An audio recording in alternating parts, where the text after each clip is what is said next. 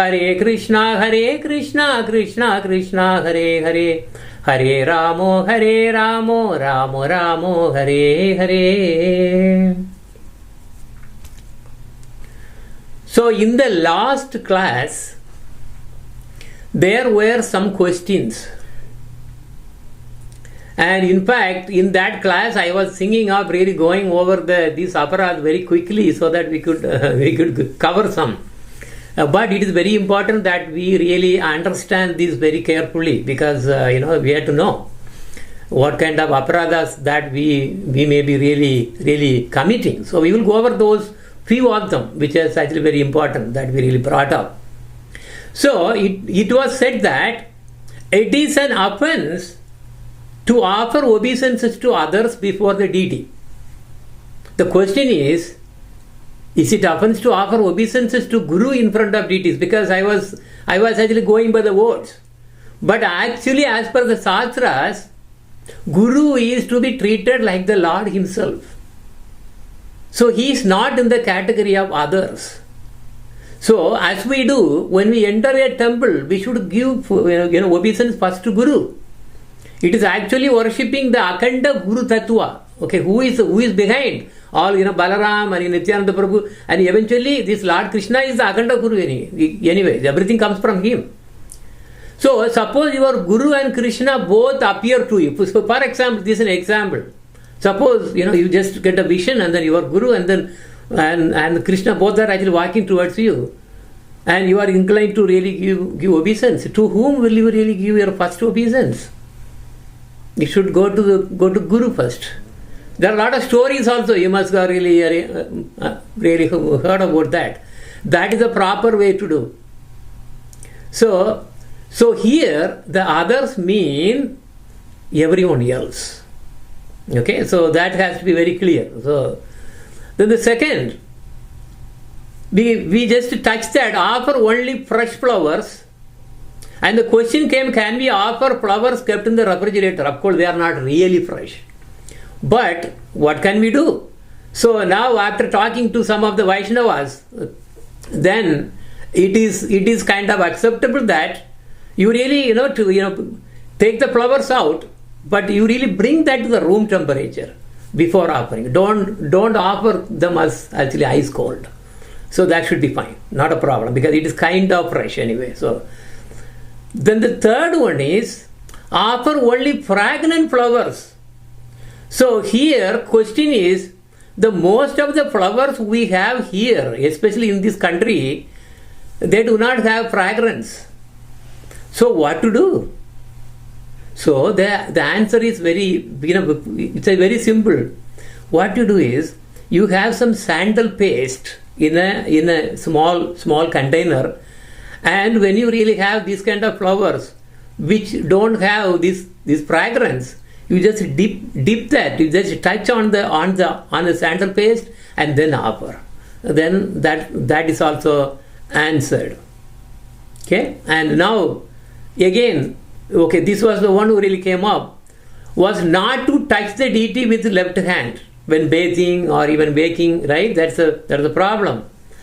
So yes, avoid touching by left hand if you think that you are still in Vaiti Bhakti. See, the thing is, this is what it is. Invariably you will end up in touching with your left hand. But according to the Vaiti Bhakti rules, you are not supposed to.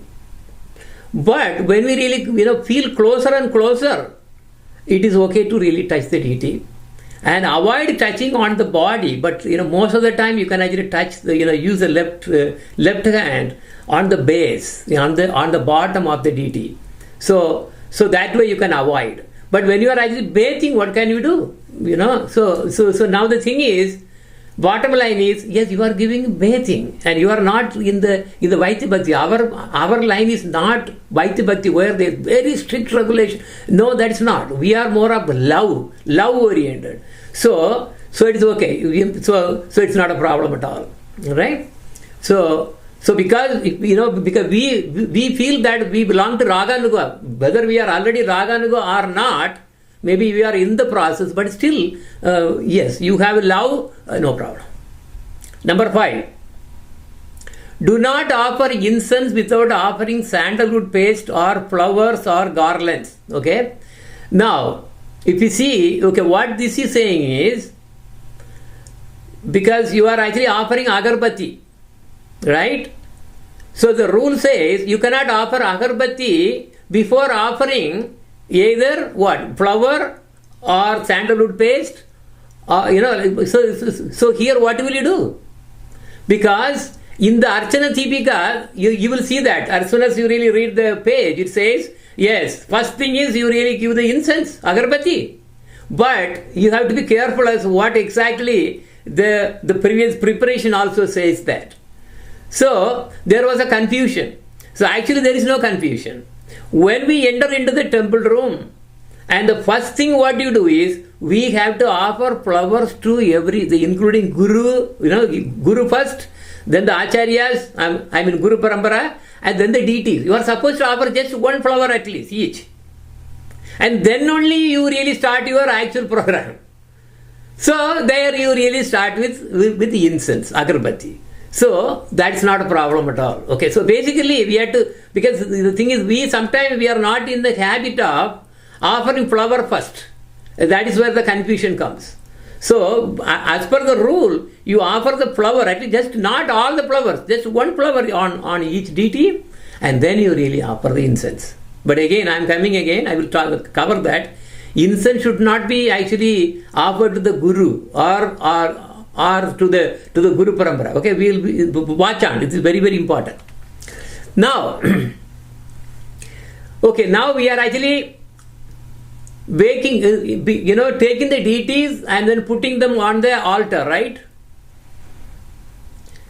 So the deities what we have in the temple room cannot be just in any combination, any order. So what you see on the slide are the only combination of deities that we can make and then place them on our altar. So what are they? Gauranga, Radha Krishna. Yes, together in one altar, no problem. That's what we have in Kanyakumari. Krishna Balaram, many temples, right? There are Krishna Balaram temples. Or Radha Krishna, simply Radha Krishna. Most of the ISKCON, if you see that, they have simple Radha Krishna.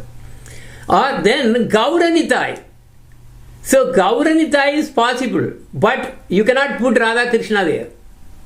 Okay, that's it. These are the only combinations that are allowed.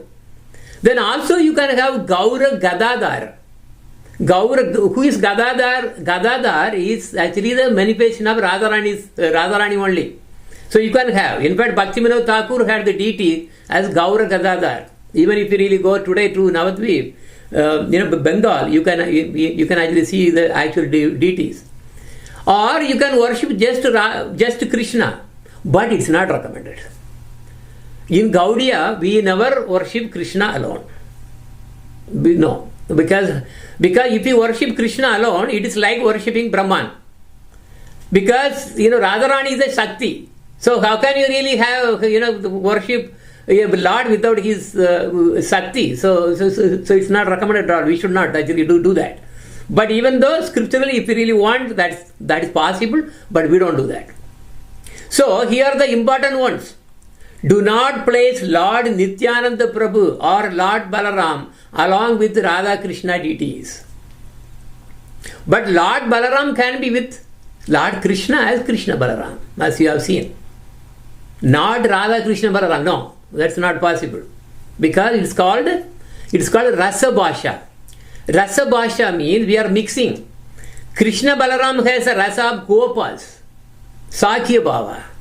But the Radha Krishna is Madhurya Bhava. You cannot mix that. That is Rasa Bhasha. So we should not really do that mistake. Okay? So basically do not keep Lord Balaram or Nityananda Prabhu with Radharani. Radharani can be only with Krishna. And never worship Radharani alone separately.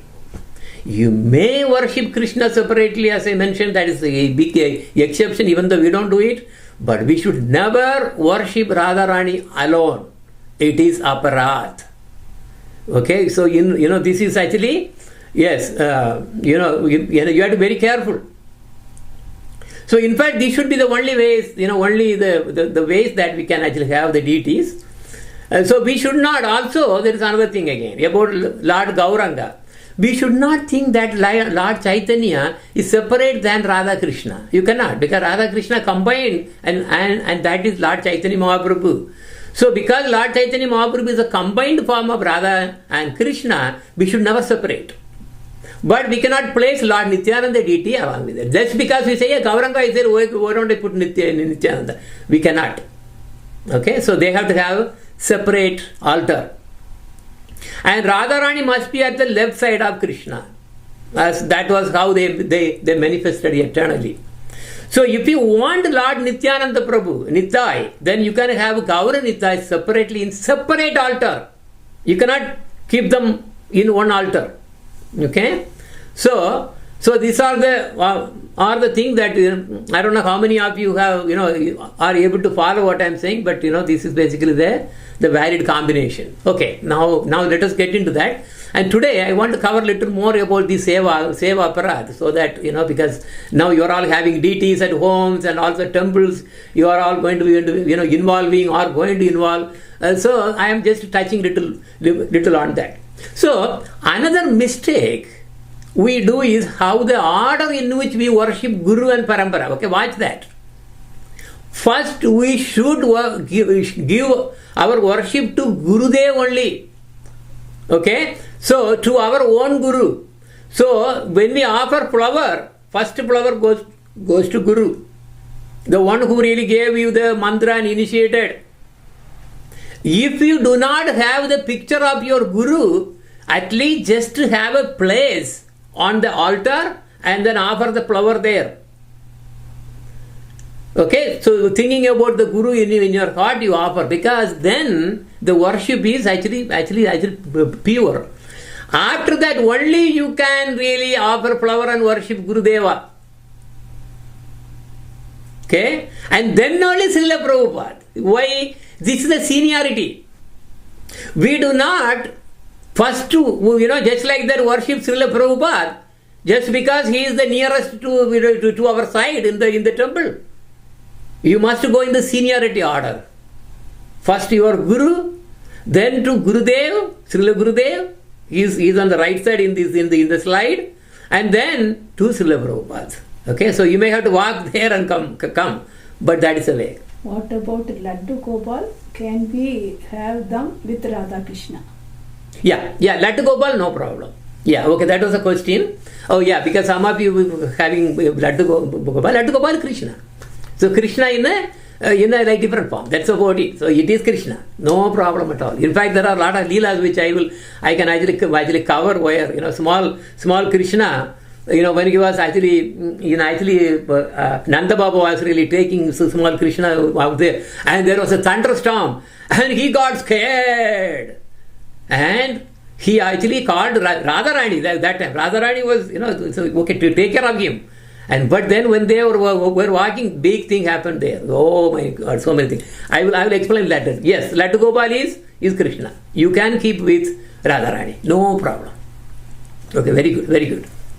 Okay, so Guru first, your own Guru first, then Gurudeva, and then Prabhupada. Okay, then of course Lord Chaitanya Mahaprabhu and the Radha Krishna. Radha Krishna need to be done twice. Everything, whatever you offer, the mantra will be always together.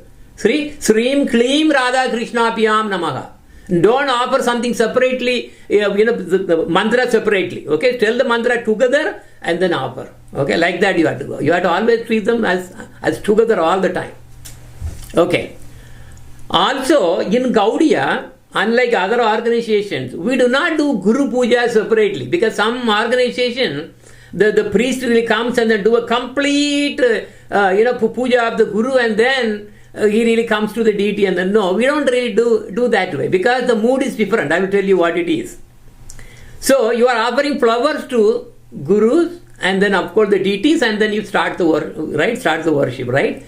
When you start the worship, the mood of you are the priest, right? Your mood should be that you are not worshipping the deities. We should feel that we do not have the authority, we don't have the the qualification to worship the deities directly. They belong to Guru Parampara. Guru and Guru Parampara. So we should not think that I did Guru Puja and now I can worship the deities. Not like that. Okay, that is why the Gaudiya is different. Okay, so you have to be very careful. We are not really doing a big Guru Puja or something. No, we are doing Puja, of course, right? You are giving, flowers and everything as we go. I will actually put one more slide on that. Okay, so very, very careful. Your mood should be that you do not have qualification to do the deity worship directly. The deities belong to actually Gurudev and Guru Varga. So only he is actually in touch. So only he can offer. Okay? Like that, if you really have that mood, your worship will be really supremely high. It will give very good result very soon. Now let us take the Mangala Arati for example. Okay? So this is a procedure that you will see in our book called Archana Deepika. So before you open the temple room, you knock the door, or ring the bell or something, or at least some sound you have to make so that you are entering into the temple. As soon as you enter into the temple or open the curtain, first you think about your Guru and then give Dandavat Pranams right there from this way, you should be really giving Dandavat Pranam to the your leg should be on the left side here. Okay. And then again, you must have seen that in various pictures. So then, Guru Parampara, of course, the Gurudev, and then Guru Parampara, Srila Prabhupada, Guru Parampara, then Gauranga and Radha Krishna in that order. Then you chant So Savada Prakaruno Bhagavan Vivrita, right? The standard that prayer that you have to do, asking that, oh Lordship, please awaken, right? And then, of course, Mangala Charanam, right? There is a Mangala Charanam also. In the new book, I really put the Gaudiya style Mangala Charana. In the old version, it was not actually exactly right. So use the new book. Okay, then what you do is sit there before you start to chant your Diksha mantras. Right there sitting, you chant your Diksha mantras, 10 times of each of the mantra that you have got. And then you remove all the old flowers and etc. Okay? Okay, don't do that before you wake up the deity. This is the way. Why? Otherwise you are actually disturbing their their sleep. You haven't wakened them yet. Right? So remove the old flowers and also then you bring the new items for the worship. Now you wake up Guru. Uttisto, Disa, Guru, that standard mantra. Then Guru Parampara, you can use the same mantra. And then the deities, by telling their Mula mantras and place them in the altar. When you are placing in the altar, you have to tell that, right? Yeah. Idam asanam klim gauraya namaha. Idam asanam srim klim radha krishna pya namaha. But you will be taking deity one at a time. So you can say idam asanam srim radhikaya namaha. Idam asanam klim krishnaya namaha. So now they are on the altar. And first again the service goes through Guru only. How? Achamanam, right? You start with Achamanam, water for washing their mouth, right? First you give the Achamanam to Guru, and then Danda. Of course, we don't really do that much, but in Danda means neem stick. Basically that's how we really brush, right? Just the Danda stick. And then again, we are talking about Guru, Guru and Guru Parampara only now. So you have to give to each. Okay. So if you have a Guru's picture, you really offer there. Otherwise, you just have the place and then do it. Then give cloth to wipe. And so what are the mantras again? Idam achamaniyam aim gurave namaha. Yesha danda aim gurave namaha. And again you have to say idam achamaniyam aim gurave. So first you do the achamaniyam to wash the mouth. Then you really give the danda to really, to brush the teeth. And then again you are giving achamaniyam, idam achamaniyam aim gurave, to wash again. And then what do? You just give the cloth. This cloth better be a separate cloth than the deities, that you are going to give. Okay, now this is the time I am talking about the flower, offering the flower. Remember, you haven't started the Arati yet, Mangalarati yet. So now you offer one flower each. That's good enough. Okay, Guru, then Prabhupada, and also Srila Gurudev, and then Prabhupada, and then the Parampara. Okay, the Parampara just one flower will do for the whole. That's not a problem. Then also you give the flower to Chaitanya Mahaprabhu, and the Radha Krishna is there. Okay, good. See, now look at here now. You have already given the flower. Suppose you don't have a lot of flower. Yeah, then you have to probably take the petals or something. What can we do? Yeah. So then serve the deities, right? So now you have already served Guru and Guru Parampara, okay? Achamaniyam and then Danda and etc. All right. So now is the one, you can serve the Guru. Deities. How? Again, Achamaniyam to who? To Mahaprabhu. Idam Achamaniyam. Klim Gauraya Namaha. Again, Yesha Danda. Klim Gauraya Namaha. Then again mouth also. Then again you have to give Achamaniyam, again Klim Gauraya Namaha. Then you wipe the. So you can do this without giving the cloth. All the Achamaniyam once, for Mahaprabhu and also Radha Krishna, like that one shot, and then you can give the cloth. But preferably don't use the same cloth that you use for Guru. Okay, so that is another thing too.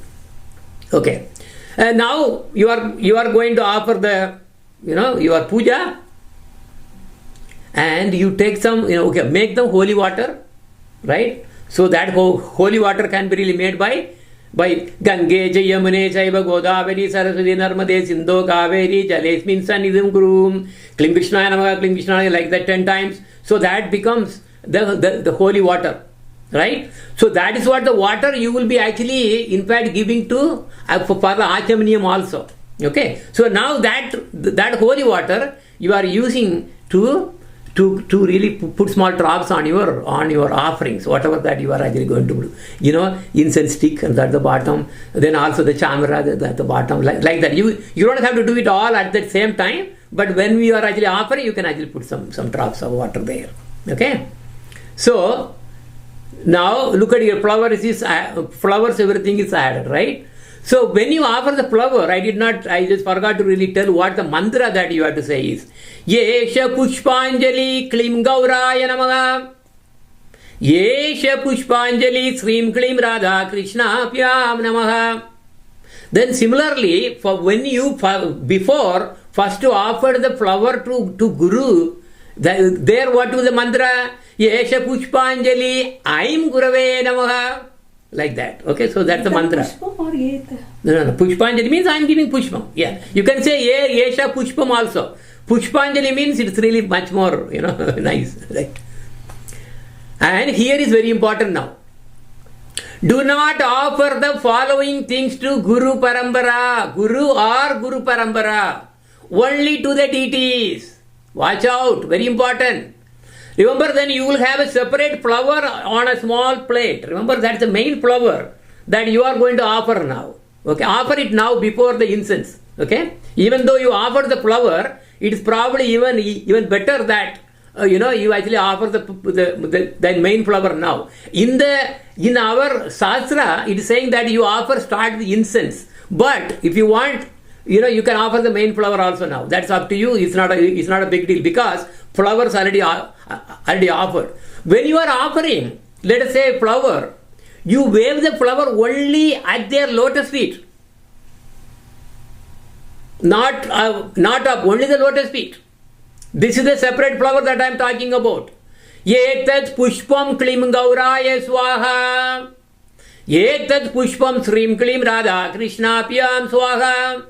Then that pushpam, whatever that you are offered, you just wave sometimes, right? Then you think about Tulasi Devi, Tulasi Maharani, offer to Tulasi Maharani. Then Garuda, you offer to Garuda. then the demigod. Think about all the 33 crores of demigods. Then only you are actually offering to your Guru, and then Guru Parampara. And then to the devotee. You just show to the devotees. This is the order. Now what about the incense? You can wave incense as many times, not a problem. There is no rule there. But do not lift the incense above the navel of the deities. See, their navel, you should not lift the incense above. Okay, so flower was only lotus feet. But incense is little high, not a problem, but it should not go over the navel. Okay, so what is the mantra? Yesha Gandha Klim Gauraya Swaha. Yesha Gandha Srim Klim Radha Krishna Pyam Swaha. Okay, again, that incense. Again, think about Tulasi Maharani, offer, Garuda, then the 33 crores of demigods, and then Guru, and to the Guru Parampara. Now comes the lamp, the Deepa. The Deepa has to be given only 4 times to the lotus feet. First to give 4 times. Okay? What is the mantra? Yesha Dhupa Klim Gauraya Swaha. Okay? First you finish completely with Gauranga Mahaprabhu. Then you move to Radha Krishna. No. Don't do that. You can do it, but it's not a big deal. But it's better that you do like this. Okay? Because otherwise you will be going back and forth, right? So 4 times to the lotus feet, then 2 times to the navel, and 1 time to the face, and then 7 times to all angas in circle. Yesha Dhupa Klim Gauraya Swaha. Right? And so now you are really done with Chaitanya Mahaprabhu, and now you move to Radha Krishna together. Don't separate them again. Together. Right? How will you do that again? Right? Yesha Dhupa Srim Klim Radha Krishna Pyam Namaha. Okay, so again 4 times at the lotus feet together, 2 times at their navel, and 1 time at the face, and 7 times completely. Right? And then you take the incense and the lamp, offer to Tulasi, Garuda, demigods, then to Guru and Guru Parampara. Then you can place it outside so that it can be really now given to the devotees. Okay? Now remember, these items that I told, we offer to Guru also, right? Okay? Right? We offer to Guru and Guru Parampara. What are they? The main flower, then the incense, the lamp. But following what I am saying should not be offered to Guru or Guru Parampara. What are they? They should be offered only to the deities. Water in the conch shell. Bathing. Yeah, it's a bathing. So what you do is you take the water, and then this one you have to show on the top, on the head of the deities. It's a conch shell, right? Yeah, it is inside the conch shell. And you really wave on the head 3 times over the heads of the deities. Okay, each one. Right? I think there's a mantra also there actually. But anyway, even if you don't know the mantra, that's fine. Okay. Then after that, once you really done that with Radha and Krishna also, and you keep it down and take the cloth for the deities, not that one you use for gurus, cloth, and wave so that they wipe the what? Because you have given bath, right? It's a manasa bath, right? So it's like wiping them, everything. Okay, good. Then after that, Chamara. Okay, you can wave to all the deities together, same time. Okay, there is also a mantra for that. So, but the Chamara should not be waved in the winter. What is the point in waving this Chamara when it is really peak cold? And so of course in South India that problem is not there. You can wave all the time. All the time it is summer only. Okay, so okay, that is important. Okay, Chamara you can actually wave to everyone, either together or separate, doesn't matter. That's not a problem. That's no rule. Peacock. This is what the Shastra says. Peacock has to be offered only to Krishna. Many people wave it to everybody. That is not correct according to what it is saying is. Peacock belongs only to Krishna. See, he is the only one who really has it. Oh, good. Oh, remember, these are the things I am saying. Not to Guru or Guru Parampara. Water on, the bathing there, no, you are not going to give to Guru or Guru Parampara. That cloth is a separate cloth. Then Chamara, not to Gurudev.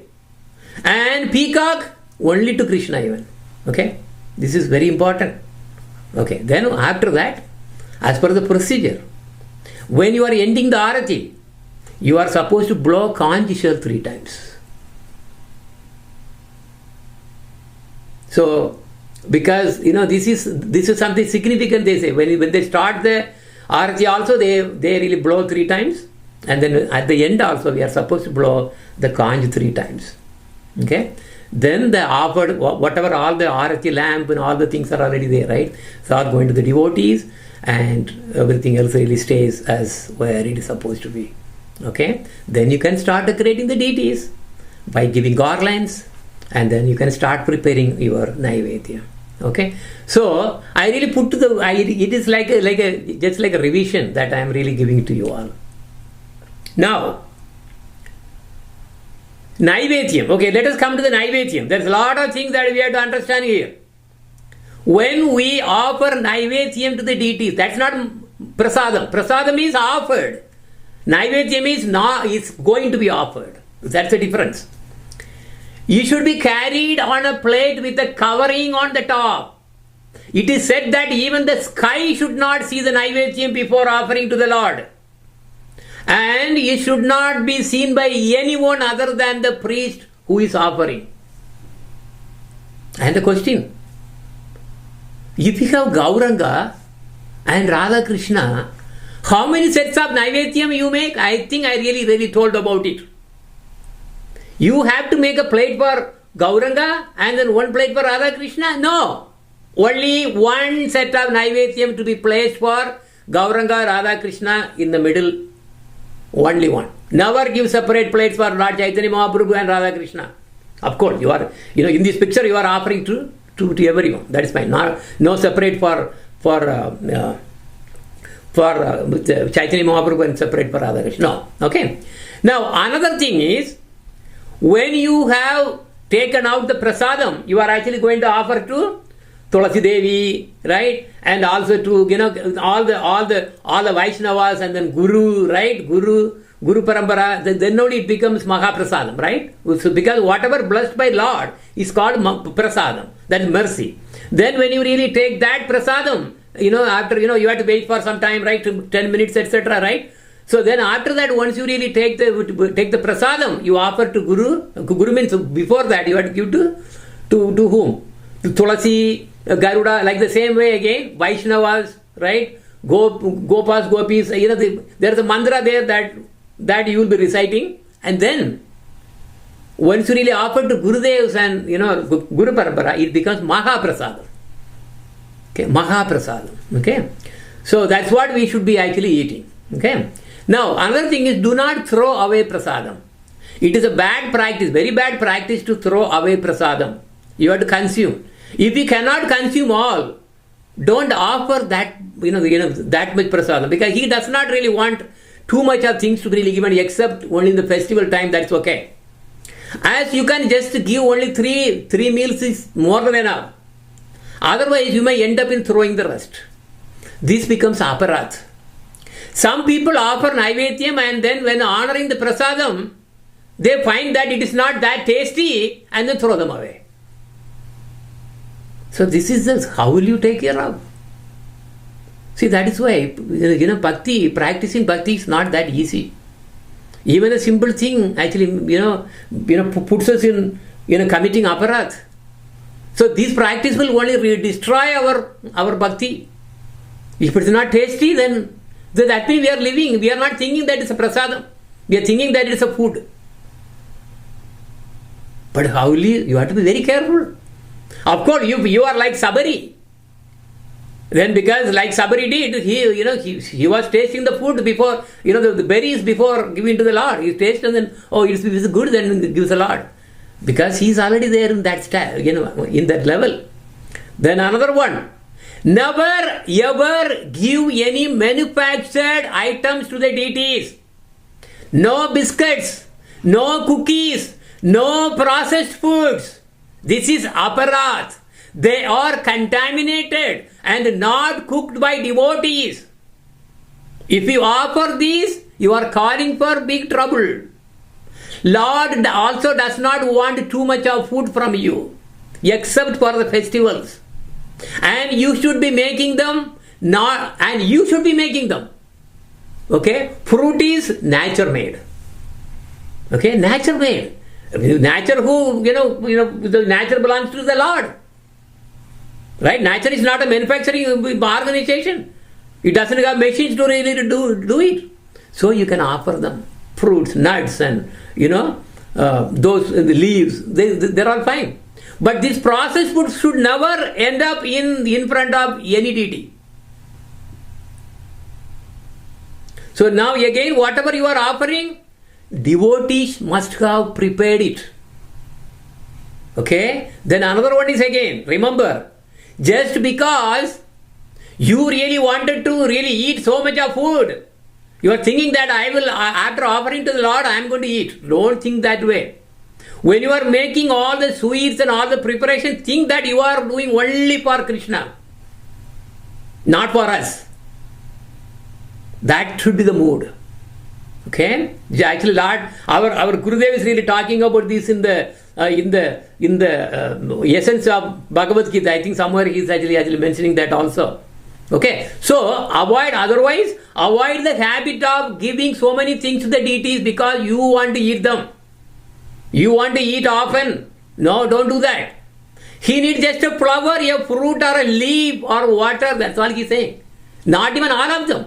What he wants is a love and affection. That is what is. So then he wants only simple things, not any complicated stuff. Also, when giving Naivedyam, do not place any spoon or fork on the plate. This is against the rules. He is not Western. Krishna is not Western. Do you ever read anywhere that Krishna ate with a spoon or fork? He used only his own hands. Even in the forest, when they were all having picnics, he even used to take the yogurt rice on one hand and keep the pickles between his fingers, and sometimes even he end up in eating with the left hand. Use hands. Lord has given us hands. Avoid these kind of Western civilization when worshipping the Lord. So never place any spoon or fork on the plates. Never. Another question. When feeding the deities, should we take out the flute? Even though Lord can take Naivedyam with any of his angas. Okay? We want him to use his hands. So we do not take out the flute. How can he use his hands? Even if we think that Radharani will be feeding Krishna, even then he has to take out the flute anyway. So it is better that we do the seva first by taking the flute out, so that either you feed or Radharani feeds. He is now free. So even though he can eat with any of his angas, we want him to eat with his hands. So his hands need to be freed up. So we don't want him to really keep on singing, flute, and then at the same time trying to eat. That's not going to work.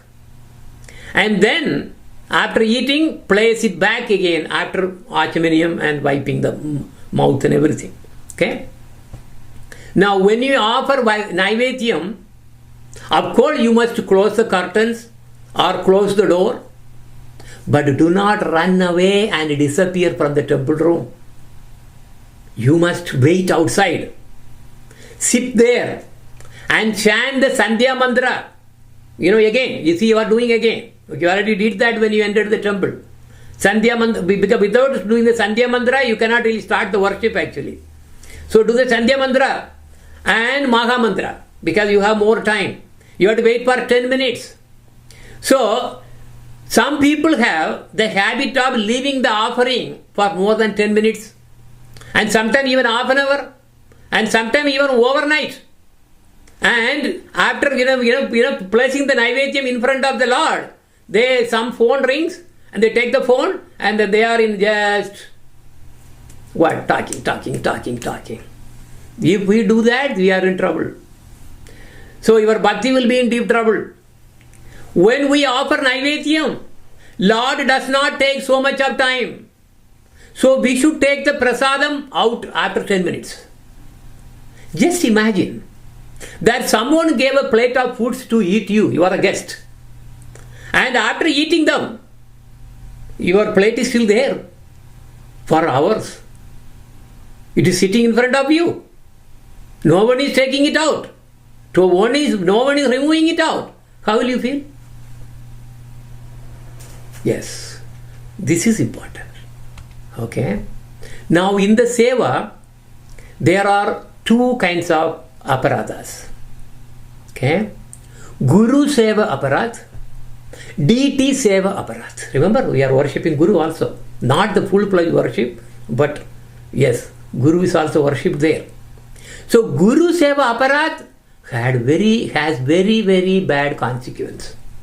If you do it mistake, who is going to get offended? Gurudev is not going to be offended. He's a Vaishnava.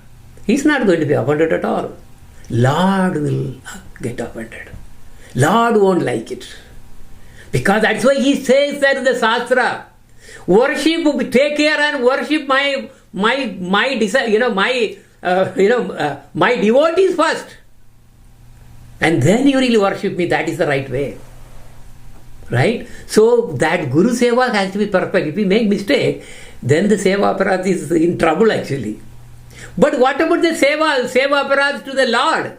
See, two Aparadh, right? Guru Seva Aparadh and deity Seva Aparadh. This deity Seva Aparadh is forgivable. See, that is why Lord, when it comes to Lord, it's all matters. Whether if he is really going to be really having some insult, he will immediately forget. He will actually forgive, not a problem. But if someone insults his devotee, then he won't. Okay, this is the quality of the Lord. You have to understand very, very carefully. Okay, so we must be careful about these two kinds of aparadh, of course. However, the deity seva aparadh to the deities have very limited effect. Very little effect. So when one is situated in the Raganuga Bhakti, this has no meaning at all actually. In the sense, they do whatever the way they want because you are now bound to love. What happens is, the deity worship is the early stage of devotion. That is why if you see, the highly advanced devotees, they won't have deities. They will not have deities anymore. Why? Because the deities have manifested in their heart. And when they really happen to see a deity and somebody else is worshipping, they may not even know what the real rules and regulations are, because they are seeing the deities in their heart. So their deity worship, if at all, it's only external. There is no real thing that's Vaidhi Bhakti is actually doing. Okay, because otherwise look at Vamsidasa Babaji is a very very high Mahabhagavat, right? But he also had deities as well. Look at here, what kind of deity worship that he had. He never actually, put them to sleep. He never woke them up, never gave any bath even, and even he was not even feeding correctly. Look at here, why? But we should not mimic that, because they are very high. They are beyond, because that's the Raganuga Bhakti. So why I am talking about all these Vaidhi Bhakti rules and again and again? Because we have to understand before we really, because not everybody is automatically situated in the Raganuga Bhakti. Unlike our Goswamis and so many devotees who really came directly from Goloka. We cannot really mimic them. We cannot, right? So we have to go through the Vaiti Bhakti only. Then when we feel that we really have the love, you will forget the rules. Automatically you will actually forget the rule. Because in front of love, what rule is there? For example, suppose there is a mother and the small baby, and the baby is asking, I want, he's crying, I want milk. But the thing is, she is not able to pronounce the word, I want milk. He's saying something he is saying. And then the mother is not going to, you are not telling the word milk properly, I am not going to feed you. No, that's not going to happen. See, that's the way. Okay, so the rules and regulations will go away. We belong to Raganuga Bhakti. Eventually, we should be attaining that kind of mode. Okay? So, when one is still situated in Vaiti Bhakti, as most of the jivas to start with, repeated seva aparad if they are doing for the deities, will eventually nullify. As they develop the ruchi and the seva is really going high and high, eventually what happens? You won't really have recognize all those. Okay? So, also deity seva aparadas are very easy to nullify because they are done on the Lord. As the Lord says, any aparadas done to him, all forgiven. Because Lord is of maximum forgiving. Well, except one thing, Vaishnava aparat. That includes Guru Seva aparat also. That is blaspheming or criticizing pure Krishna devotees or not honoring Guru. Okay? So, now I will just cover some of the topmost 10 aparats, and then because we are ready, I won't be able to finish that again today. So we wanted to go in detail so that everybody understands this clearly. So this we covered during the time when we really did art of sadhana, or I think even there we did that in the Jaiva Dharma class also. But again, I am just going to tell the names only now. What are the 10 topmost namaparats? There are about 64 of them. So 64 or even more. Criticizing or blaspheming a pure Krishna devotee is a topmost aparat. 2. To think Lord Shiva is independent and or he is equal to Lord Vishnu. It is second aparat. Lord Shiva is a devotee of Krishna. So that is why if you see the temples, the Vishnu deity will be actually touching the linga, the top of the linga, because he is the first Vaishnava. Lord Shiva is the first Vaishnava. He is not independent. He is not equal. Now third, to think Sri Guru as ordinary and material person, yes, in our naked eyes, that's how we see. That is a problem. But a Guru is empowered. He is Sakshat Sakti of Krishna. So we should not think him as an ordinary person. His living is different. He is living in a different world altogether. His dealing is different. He does not have that much of the involvement in the material world. He is living in this material world is only very just for our sake he has come down. Then fourth, blaspheming Vedas and Bhakti scriptures. Scriptures, many people don't even believe that. That's the problem. But at least don't blaspheme them. Vedas, they are true. Bhakti scriptures, Srimad Bhagavatam, Bhagavad Gita, then all the 6 Goswamis brought, so all of them, like even this is the Bhakti Shastra, whatever we are actually covering, this topic that we are actually doing here, Madhurya Kadambini, that's a Bhakti Shastra. There are so many Bhakti Shastras. We should not blame them.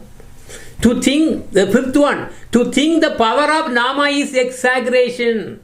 People may think, they are saying just by chanting the Nama of Krishna, all the sins are really all annihilated. No. How can that be? That is number 5th aparat. Because Lord's holy name is so powerful, absolutely powerful. Okay.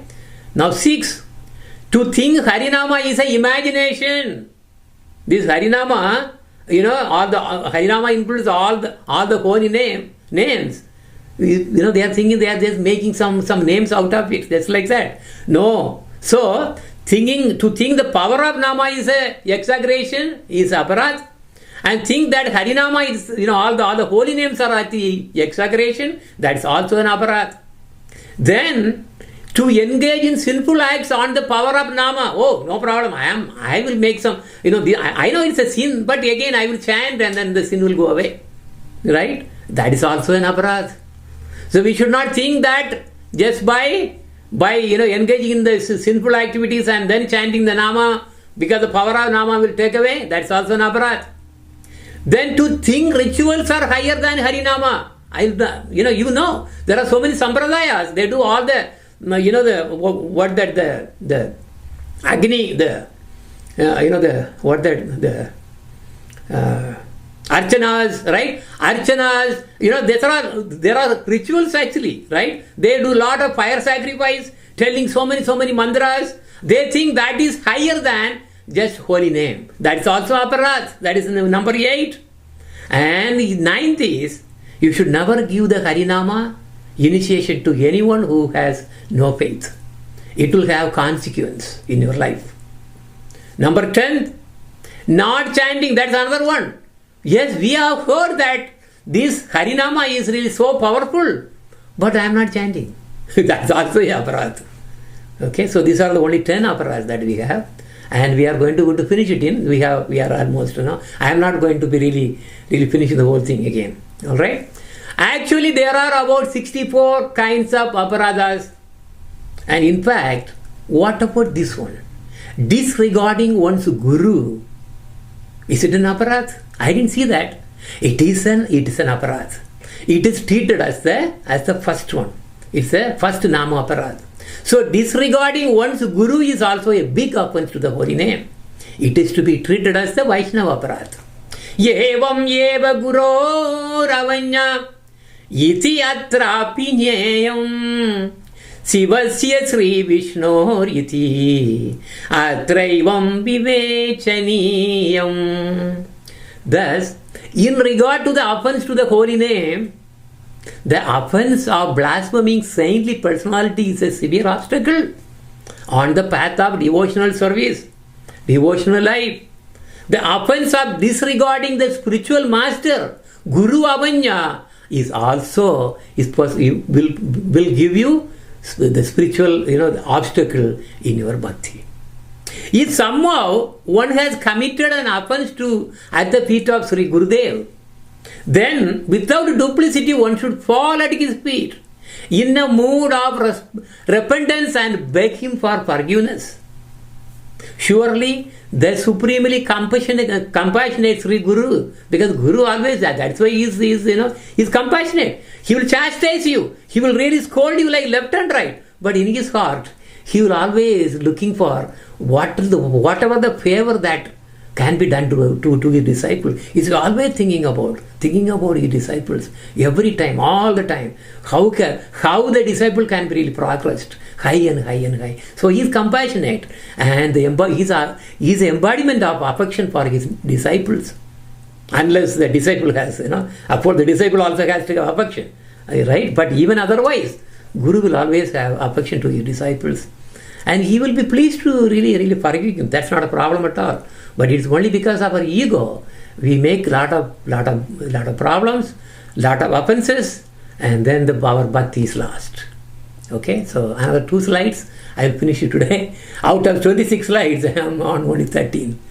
Okay, now how bad is this aparadh that is committed to a Vaishnava, a sadhu? Okay, this is how it is. Due to their supremely forgiving natures, some Mahabhagavata Vaishnavas do not become angry, even if a grievous offense is committed to them. Okay, there was a sadhu living in a small hut, little far away from Ganga river. Every day he used to walk to the Ganga to take bath and return via a path where rich people were living on both sides of the road. There was a person who wanted to insult the sadhu. So from his balcony, where the sadhu was actually walking down, he used to spit on the head of the sadhu. And sadhu sees that, he knows, but he never got angry. So he said, okay, all right, I will take bath again. he walked back again to Ganga, took bath, and again came back. This guy again was waiting for the sadhu. He spit again. Again the sadhu did not get angry at all. And then he walked back and he took the bath and he again came back. And that time also he did. But the sadhu did not get angry. Again he started walking back. Now this guy had a guilty mind. Oh my God. I have inserted. Eventually, everything comes to the heart. He will feel it, what you really did. He came down and fell at the lotus feet of the sadhu.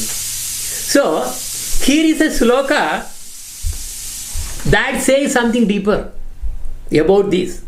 Some Mahabhagavata Vaishnavas do not become angry even if a grievous offense is committed to them. Na acharyam yetat yet ashtasut sarvada mahatpinita kunapatma vadishu. See? But nevertheless, for the offender's own purification, he should beg forgiveness by offering obeisance to that Vaishnava and rendering service to him. Otherwise, watch here, his holy feet, his holy foot dust alone will vanquish that offender. That offender will be finished by what? By just a dust from that sadhu's lotus feet. It will take care of finishing. Sadhu does not. Sadhu won't do it. That dust has that power to finish that offender. Sadhu's holy dust can't even tolerate this offense. And now, also there is a two parts of the right. Sersyam Mahapurusha Padapam Shubhir Nirastate Jakshu Tatyeva Shobhanam. Okay? The foot dust, what does it do again? The foot dust of the pure devotees will deprive an offender of all his power. He could have probably even be a devotee, high class devotee, or maybe he was advanced. But if he really offended a sadhu, pure Vaishnava, that his foot dust alone will kill the offender, take all the power out. Criticism of saintly personalities befits only the wicked, as they will receive an appropriate consequence. Okay, so we have to be careful about this one. In the line of Raganuga Bhakti, in Krishna Bhakti, this Vaishnava aparadh is very, very serious. We have to be very, very careful. Okay, so I will tell this small story and then stop here. Okay, also a Vaishnava has to be very simple. Vaishnavas are very simple. They possess very little. Only the basic minimum thing that they need. In this world, problems will be always there. But we are trying to solve the problem by what? Increasing the comfort of our living. Standard living. SOL. What is the SOL now? What is the index? SOL index. That's what we see. But these problems will be always coming. You solve one problem, another problem will come. So, do not try to solve it by risking our own goal. What is our goal? Our goal is to get Krishna. So by trying to make some other goals, some soccer goals, something that for that is unnecessary. We should not ignore our main goal. So once a man got the association of a great sadhu, that sadhu eventually became the guru of this man, because this man was very, very kind, and like he was actually good hearted. So the sadhu instructed this man to live a very simple life, and he said, you have only a very small hut, and you have to have only the loin cloth, kupina, loin cloth. That's what you should wear. Your devotion will be perfect. And also you should have only 2 loin cloths. One to wear for today and one washed and drying for tomorrow. He followed the instruction. and was nicely advancing in his sadhana. But then he had a problem. A rat used to come to his small hut and chew his loin cloth. The devotee was wondering what to do. Then someone told him, advised him, oh, you just simply go and get a cat. The problem will be finished. So he got a cat and no more rat problem. So the rat problem was solved. And his kupinas, his loin cloth were intact now. But then he didn't realize that another problem came. The cat had to be fed. It was running hungry. Meow, meow, meow. You know, it is hungry. So then he was wondering what to do. Then someone was suggesting that he has to feed the cat with milk. So then the problem will be finished. So they suggested to get a cow. So the devotee got a cow. Oh, then he thought the problem is now finished. He got a cow. So now, all right, the milk is supply is there, and no problem. And now cat will be happy, and the rat will be gone. Oh, everything's good. But then he realized there must be someone to take care of the cow because I need to chant my rounds. I have to take care of my sadhana, which is all the times there. Somebody has to take care of the cow now. It's not easy. Somebody has to bring some grass and take care of and giving bath and then milking the cow. So many things are there. Oh, now another problem. So then again he was wondering what to do. Someone again suggested, hey, no problem. You just get a lady. You just ask a lady who can help you there. All right. So then he really arranged and he really went for some lady who can help and to take care of the cow and then milking, and then she was happy. He was very happy. Okay, everything settled, and then he was now going to the sadhana nicely. But then the problem came again. The lady was asking for money for milking. You have to give every day some money. You have to give. Arey, what to do? See. Okay, then he was wondering, my God, that's the problem. I don't have any money. I'm supposed to be doing a simple life. Then the devotee was wondering what to do. And someone suggested, Arey, very easy to solve this problem. You marry the girl. If she becomes your wife, you don't have to pay. All right. He thought, okay, this is a very good idea. So he married the girl. And he thought the problem is finished. But then something else happened. The wife wanted to have a big house. Oh, this is bad. So the devotee was wondering, now I cannot do my sadhana fully. Okay, I will do one thing. I will put 50% of my time to work, to really earn the money, to really get a house, buying a house. And the remaining time I will do the sadhana. So he got a big house. So his wife was happy. And the devotee thought that, okay, now all problems have been finished. Then another problem came. He heard the wife asked, I want a child. The devotee was asking, why? Why do you want a child? She said, otherwise who will take care of this house? Who will take care of the cow? And who will take care of us when we become old? Well, now the Guru who instructed this man happened to come to the same town, in fact the village. And he came to know. Yeah, he was asking, where is so and so? So everybody pointed out. Yeah, that house you see, that was the one. That is the one where he is living. And the Guru got shocked. I asked him to live a simple life. And look at now, he is a grahastha. It all started with a simple. Yeah, then he got what happened. He was narrating what happened. It all started with a simple problem of a rat.